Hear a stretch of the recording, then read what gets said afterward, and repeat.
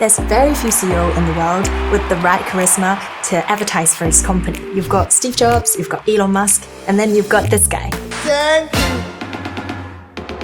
Are you okay? Over the years, this man has created various multi-billion companies that have rivaled Microsoft, Amazon, and Apple respectively. So who is this man and how did he achieve all these? In this video, we're going to share with you what we know about this man and how he manages to achieve the impossible. Hey guys, welcome to Fortune Techie. I'm Nate. And I'm Emma. So I think before we start chatting, we should probably give people a quick introduction of the man in question. So this man is called Lei Jun. He was born in 1969 in a not-so-wealthy family from central China. When he was in university, he studied computer science and like any genius, completed all credits within just 2 years. After graduating from uni, he joined Kingsoft, some call it the Chinese Microsoft. Lei Jun basically got in this company as an entry-level coder. He then worked his way up and became the CEO of the company in just 6 years and eventually leading this company towards an IPO. When he was working at Kingsoft, Lei Jun created another website on the side, Joyo.com, an online bookstore. And in just 4 years, he grew this online bookstore so fast that it was eventually bought by Amazon with $75 million. Between 2008 and 2009, Lei Jun took some time off and then became an angel investor, making even more money, but he didn't feel that fulfilled. And so on April 6, 2010, Lei Jun made the biggest decision in his life. He founded a smartphone company called Xiaomi. Nate, you're also a serial entrepreneur yourself. Why do you think Lei Jun was so determined to found a smartphone company at that specific period of time? Remember Steve Jobs' famous presentation in 2007? These are not 3 separate devices. This is one device. And just like that, the age of smartphones began. Lei Jun was Jobs' hardcore fan too. He was 14 years younger than Jobs, and he thought that the same opportunity for smartphones could also be replicated to China. So what do you think makes Apple and Xiaomi very different? Well, both companies started very differently. Apple is first and foremost a hardware company. Its software system is in service of its hardwares. And Xiaomi was very different in the beginning. Xiaomi didn't have smartphones at the start. It focused only on developing a software system called the MIUI. So for those of you who are not familiar with MIUI, it's basically a heavily modified Android ROM that significantly improves Android user experience. The early version of Android was not good at all, and MIUI was able to improve it to another level. So you can imagine why MIUI was so popular. Xiaomi gained quite a large base of users because of that. You told me something before. You said Xiaomi at the early stage would ask its users and fans to come up with new feature requests, and they would really roll out these features within just a week. Yes, one of Xiaomi's core team members told me every week they would compile a list with all new features requested by users, and they would fix them one by one and release a new version of MIUI every week. That explains why Xiaomi was able to attract so many users in such a short period of time. Yes, and that was also when Xiaomi began to produce and sell smartphones. Xiaomi's strategy was to build a fan base through software first, and then started to make hardwares. I know you bought the first version of the Xiaomi smartphone. Samsung and Apple were already making popular smartphones, so how did Xiaomi as a newcomer compete with them at the start? First of all, Xiaomi's products are tailored to Chinese users. So for example, they have the lunar calendar display, automatic sales call interception, and other features that are very useful for Chinese market.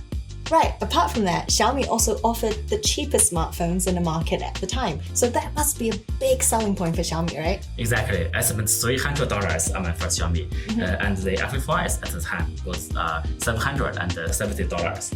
But it's strange because Xiaomi didn't have the economies of scale, so how was it able to sell smartphones at like half the price of its competitors?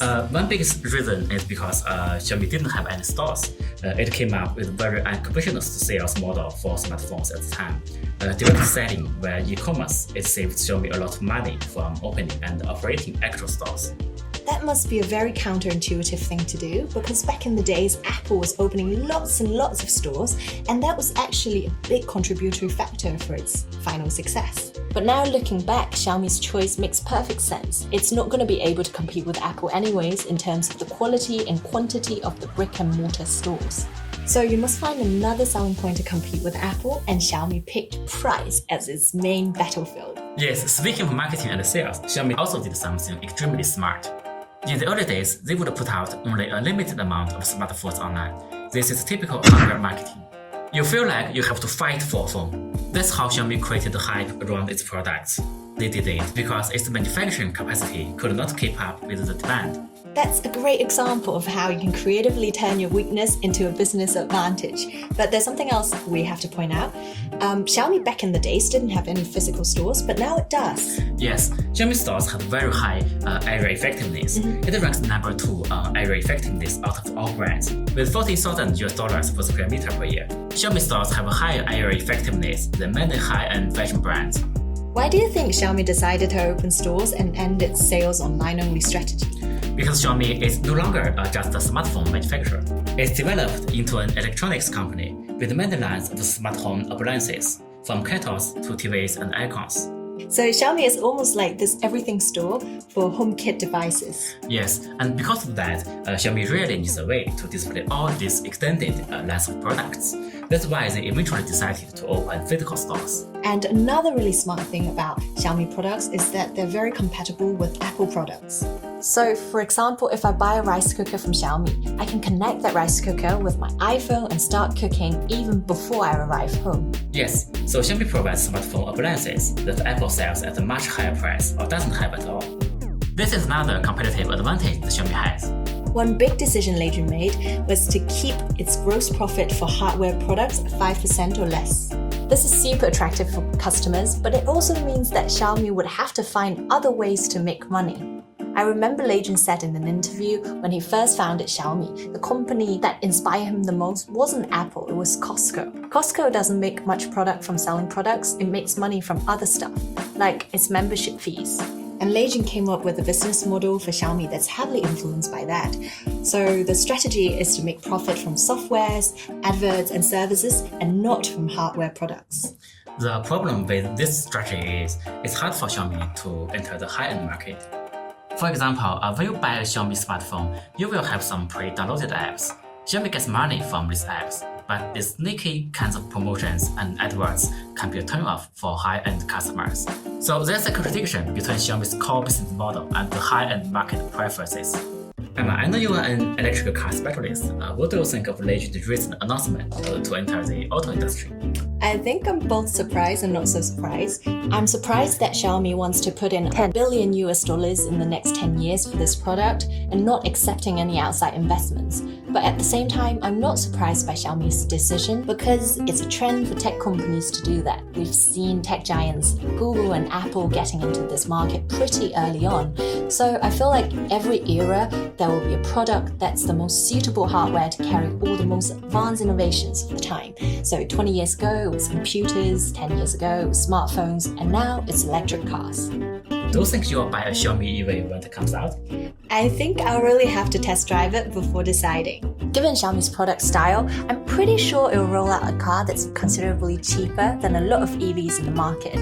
But to be honest, if you look at all Xiaomi products, they seem to be much better at making small products than the bigger ones. Yeah, I completely agree with you. And a car is really a big and complicated product and probably one of the most difficult commercial products to make. So no one can really predict how well Xiaomi would do in the EV industry, but it's got a great track record as an electronics company. From being a Chinese smartphone startup to an international electronics company, Xiaomi had come a long way. And now, almost half of its total profit is from markets outside of China. Legion, the man behind Xiaomi, was first inspired by Steve Jobs and Apple, but he has also come up with some really unique innovations for Xiaomi that set it fundamentally apart from its competitors. We'll keep you informed about the latest innovations from Xiaomi and also other prominent Chinese tech companies. Please let us know in the comment section below any companies you are interested in.